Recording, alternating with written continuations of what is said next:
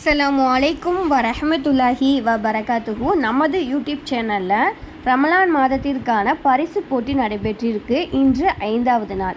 இன்றைய கேள்வி, யார் மாதவிடாயான பெண்களுடன் சேர்ந்து சாப்பிட மாட்டார்கள்? இதுதான் இன்றைக்கான கேள்வி. இந்த போட்டி முற்றிலும் பெண்களுக்காக நடத்தக்கூடிய ஒரு பரிசு போட்டி. முழு ஹதீஸ் அனுப்பக்கூடாது, க்ளூ கிடையாது. உங்களோட சொந்த முயற்சியில் தான் நீங்கள் பதில் தேடணும்.